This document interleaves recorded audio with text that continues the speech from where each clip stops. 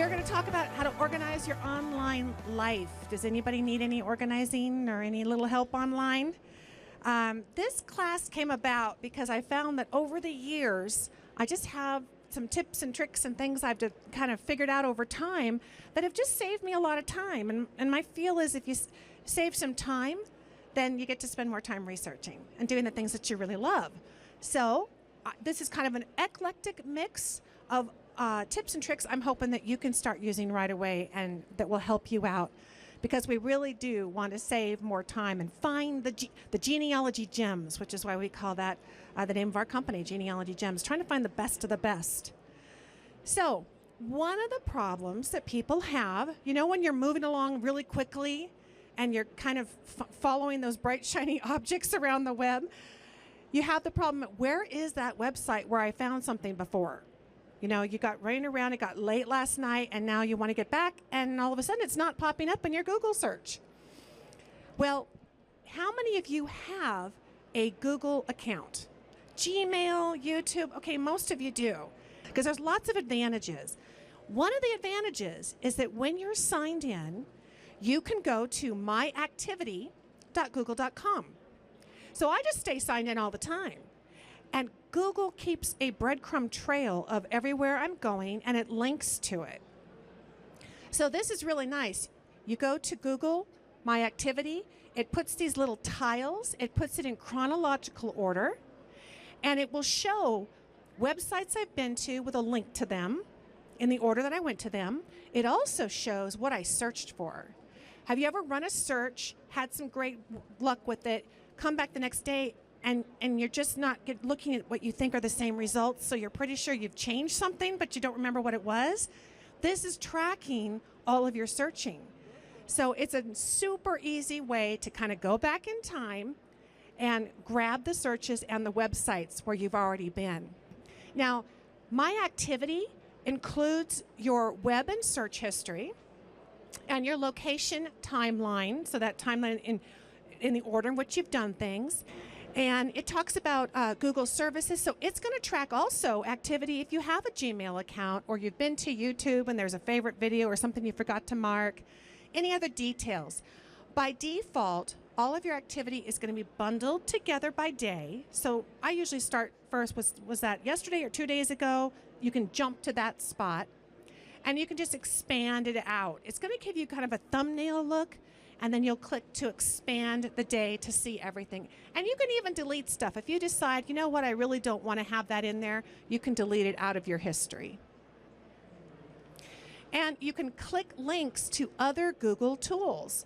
Anything else, your devices. So if you have an iPad or a tablet, it's been kind of neat. I'll do something on the plane. I've got the airplane Wi-Fi, and I do some searches, and I get home, and I'm on my desktop. I don't have to get my tablet out again. I can go to My Activity on my desktop, and it'll be there too, whatever I've done on my other devices. Now, I think we are all, whether we admit it or not, we have all fallen prey to the BSO syndrome, correct? The bright, shiny objects that pop up on the web, and all of a sudden you're going down this rabbit hole, and I literally have done that to the point where I can't remember what I was doing in the first place. Well, I've got kind of a tip for you, because some people find that the BSO syndrome actually discourages them. You start to feel like I have no self-control when I'm researching, and I feel like I'm going in circles. Okay, one of the things I use is Evernote. How many of you use Evernote? Even just the free version? Okay, or OneNote. There's also Google Docs. There's also notepads, Word, anything that you can record information in, but I like Evernote. What I do is, and you can sign up for evernote.com for just a free account if you want to use it for this.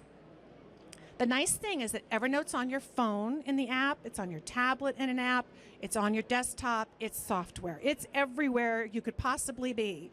And when you find yourself going down the BSO trail, I make a note that's just called BSO. You could even create a tag over in the tag section called BSO. And so as I'm traveling and doing things on the web, and I go, well, this is kind of off topic, but gosh, I don't want to miss that. And that's amazing. That just popped up in front of me. And this happens a lot when I'm Googling. I will tag it or link it into a note or tag it BSO. So that way, with one click of the BSO tag, you have anything that you have found over time. And what I find is this gives me the comfort to tag it and set it aside and not let it feel like I have to follow it now because I'll lose it if I don't. And that's really what drives us to get that far off track. So if you can put it in a note, tag it, and set it aside, then what I recommend is that you schedule time for yourself. I have my BSO time Saturday morning. 10 to 12, I'm going to just go through all the notes in that tag. And if you worry about forgetting to follow up, that's the answer. And that, again, is why we indulge ourselves in going down the rabbit holes. It's because you're kind of afraid you'll lose it, use it or lose it. But this way, you actually know you have a system. Tag it, put it in a note, and then schedule your time. Use your Google Calendar. Me time is the one way. People ask me, how do you do as much as you do, but you're traveling 25 events in a year and you're doing the podcast? I live and die by my Google Calendar. And that's because it's on my mobile device as well. And I still can get my personal research time in because I schedule it. I mark it off and my little dinger goes off and it says, sorry, Lisa, but you need to stop and get your me time so that you can, and then I don't panic. When I'm busy doing other things, I know that I'm going to have time to go back and follow up on those gems that just popped up out of nowhere. So you can sign into your free Google account. I love the Gmail. And in fact, I set up calendars Gmail within Google Calendar. I don't know if you've ever when you use Google Calendar, if you've ever gone in and created new calendars, but I have Gen calendars. And I always do GEN in caps to kind of flag me so that they all also show up alphabetically together in the list. And I'll have calendars just for interviews, calendars for items that are due. Also correspondence. If you find yourself, you mail an archive, you email somebody, and again, you leave it in your inbox because you're afraid if you take it or you file it, you're going to forget in 2 weeks. I should have heard from the archive by now, and I sent them $60 for this railroad pension file. I calendar it. So I figure out how many days forward, what should it be? I put it on there, and I mark it on my Gen follow-up, and it will ping me, and it's color-coded. It's green. So I can spot instantly. When I get up in the morning, I look at that calendar and go, oh, I should have heard from them by then. And I know now that I can safely archive away things from my inbox. Keep your inbox clear, your email, and know that it's not lost just because it got filed. You have put a flag out there on your Google Calendar to protect you. Make sense? This is truly a strategy I do for everything. And people say, how did you remember that? And I'm like, I'm just very thoughtful. No, I have a calendar. So when you create your event, collaborate with Sue, mark it with a Gen Research calendar, and you can pick your color coding right at the bottom. And if you're a visual person like I am, that color coding just, again, speeds things up very quickly. What kind of item is it? And you can even set the reminders to ping you 10 minutes ahead or email you or, whatever works for you as far as the follow-up. You can also add guests. So when I'm going to be collaborating with my cousin, I'm going to add her as a guest with her email there so she also gets this calendar reminder. So here's our calendar notifications. It pops up on my screen. And it can do it silently or it can do it with a ping and just tell you 10 minutes ahead or so. This has saved me from missing one or more presentations I was supposed to give. All right. You have some favorite websites, I'm guessing. Do you find that the 80-20 rule works with websites when you're online? There's like 80% of the time, you're just working with this core group of genealogy sites. And then 20% of the time, you're kind of out in the big wide world. Well, I want to show you a way to kind of corral these. You have a web browser. How many of you use Chrome? Good. I love Chrome. I use that. How many of you use Firefox? That does it as well. And then Edge is the new Microsoft one. Well, on your web browser, you've noticed that up at the top, there is an address, www.genealogygems.com. And you say to yourself, you know, I have to type that in every day. And I would like an easy way to have quicker access to it, because I know I want to use it on a regular basis. You can grab, and it looks like just a piece of paper icon. Sometimes it's all different kinds. Sometimes you'll see a little world there. It looks like a globe. Sometimes you'll see a little picture that goes with that website. Whatever that little icon is, click just to the left of it and drag it and drop it onto your toolbar.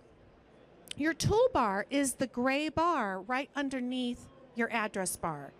Drop it on there, but then you'll notice that when you save websites this way, sometimes those names, like mine probably says Genealogy Gems - your family history website. We do that for Googling reasons, but you don't need a big long strip for just our website. Right click on it and click edit. And now you could just put GG or gems, something nice and short, so that you can have lots of room for these buttons on your toolbar. So here's the name. I'm going to shorten it up. There I've put a short name. Click Save. And you can right-click on the blank space. So once you've clicked and dragged some of your favorite sites, for about 6 months I was doing a big newspaper project. So I was going to some of the top newspaper sites, a couple of very niche newspaper sites, and some blogs that were talking about newspapers. And I had them all on my toolbar, and they were kind of clogging things up because I've got other things I'm supposed to do too. I needed a folder. So you can organize these on your toolbar. Because once you've dragged them onto your toolbar, one click on that button and you're at that site. I mean, that's the advantage. It's so fast. And how many of you have bookmarks in your bookmark area and you're like, what was that for? And it's this big. And those are really hard to go back and reorganize. I find them very cumbersome. We're going to take these little buttons we've created for our favorite sites, and if you right-click on the gray spot, we're going to add folder. Okay? And now I'm going to say this folder is just for search. This folder is just for newspapers. Whatever the topic is, I'll create a folder. Now my search folder, I'm going to drag and drop Ancestry, Family Search, My Heritage, Find My Past into that folder. So you drag, you drop it into the folder, and now when I click the folder, look what I've got. Quick buttons to go to those sites that I go to all the time without digging through my bookmarks or anything else. This is just a huge time saver, and you'll find yourself, if you think about this little tip, it'll become very obvious to you very quickly which sites you want to add to your toolbar. I have to go into my website every day on the back end of the website through WordPress, and I need to do, checking things and blogging and everything. And I was constantly typing in. I went, this is ridiculous. And I dragged it and dropped it on the bookmark, on the bar. And now one click, I'm in. So simple. Here's what I would suggest. Again, we don't want to have to read everything. It takes too much time when you're reading all these little buttons and folders. I drag them and I put them in alphabetical order. You'll become very quick at knowing where you want to jump to get to your favorite stuff. So I have several different folders for genealogy with pop-down buttons. And it says here, reminder, sign into your account. Apps like Chrome and Firefox, they will sync. So they will sync with any browser. Anytime you sign in, you'll have all your buttons there, even if you had to borrow somebody else's computer for the day. So that's a really nice advantage.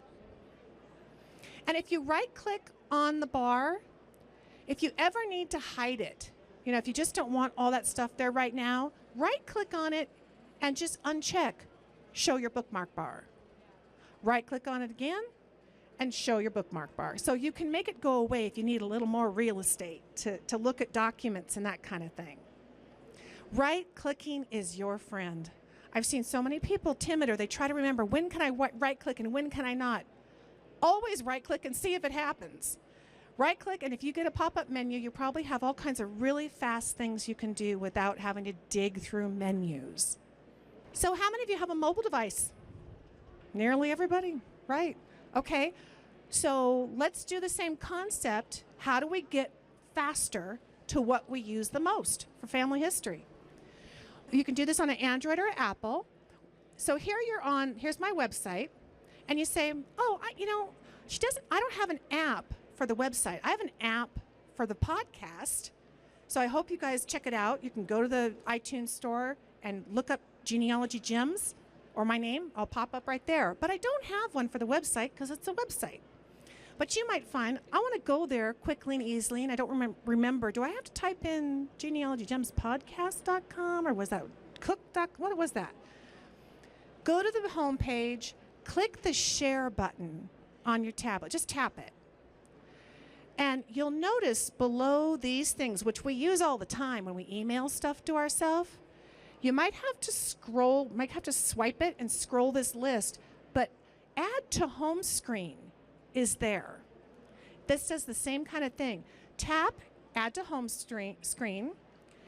Before we add it, we're going to shorten up that name so we don't take up as much real estate on our desktop, on the home page screen. So you might just make it Gems or whatever works for you. Tap add, and now you have what looks like an app on your home screen for our website. One tap, you're there. You could do this for Ancestry, Family Search, any of your favorite websites that you're using on a regular basis. So here is my podcast app, my Evernote, everything. Some companies have apps, but this is my homepage. Here's a little tip. As you start doing this, I think you'll enjoy it and you'll start adding your favorite sites. If you want a nice, pretty picture in the box, scroll down on the home page to where there's an image that you like, and then share it to your home screen, and that will be kind of the picture on your app. I call it an app, but it's a bookmark. So really convenient, and I hope you're organizing your apps and your bookmarks to all your favorite sites, because you can drag and drop them and create folders. I tend to do them alphabetically, but some people I know actually organize their folders left to right, if they're left-handed, or right to left, based on how often they use them. You can also know that you can change the names of your folders. So whenever I put genealogy websites into a folder, the folder will default and say education. And you're like, not quite. And I'll change it and type in genealogy. So it's really easy to find. And you can even put apps and folders in your dock. The dock of your device is down here at the bottom, right? Those are the ones, no matter which screen you're on, you have those items there. I always thought for a long time, well, that was like a default thing. That's a permanent. I can't change that. You can. So press and hold on any app, any folder. They'll all start shaking, right? And drag one of them out. I actually put my genealogy folder of apps on my dock. So no matter, I've got lots of pages, lots of screens of stuff, because of course I got grandkid apps and I got all kinds of things. But I know that no matter what screen I'm on, I don't want to go digging for it. Time is ancestors, not money, it's ancestors. You spend less time researching if you're spending time hunting and pecking for stuff. So put things that you want to use the most in your dock. This is just fun silliness, but you can actually put emojis. Like, I'm very visual. I actually learn and move and think much faster in pictures than I do in words. And so I put a little camera icon, a newspaper, a TV screen. You can have little emojis. Those are in your keyboard. And add them to the text that you labeled your folder or your app.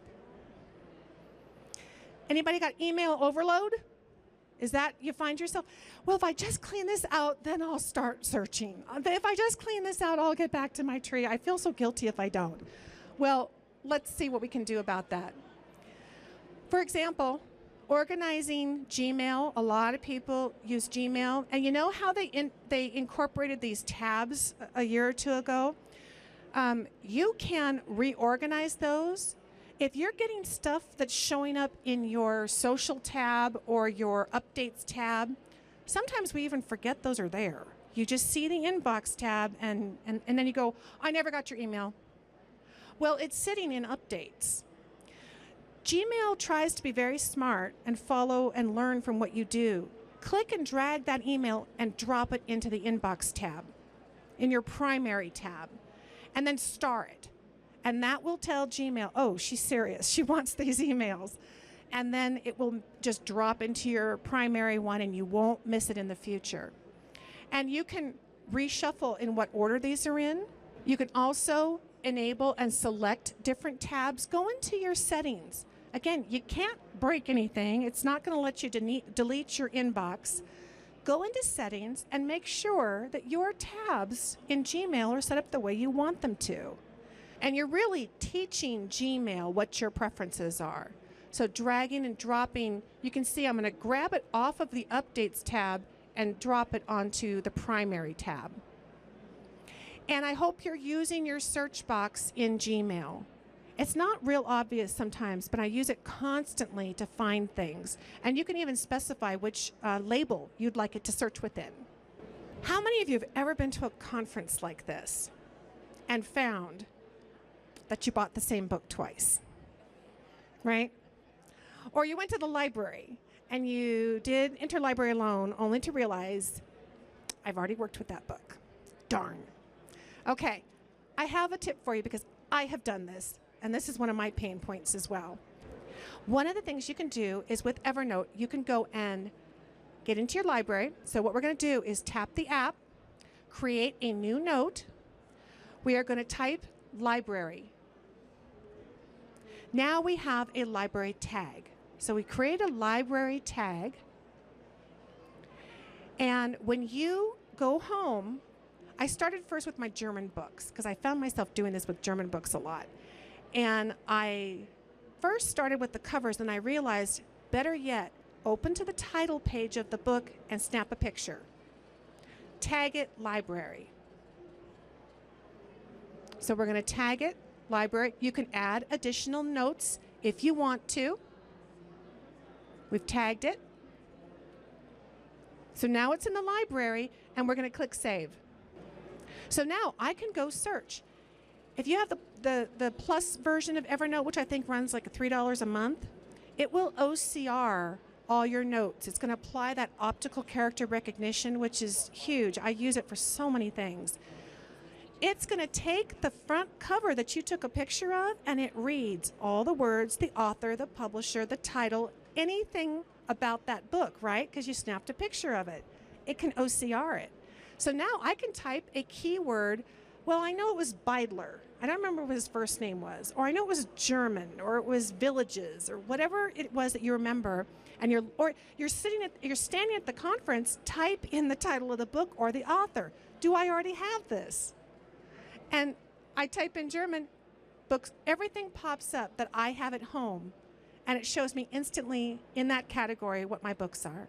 So I have all my county histories done this way. I have all my different ethnicity books. It's just tremendous.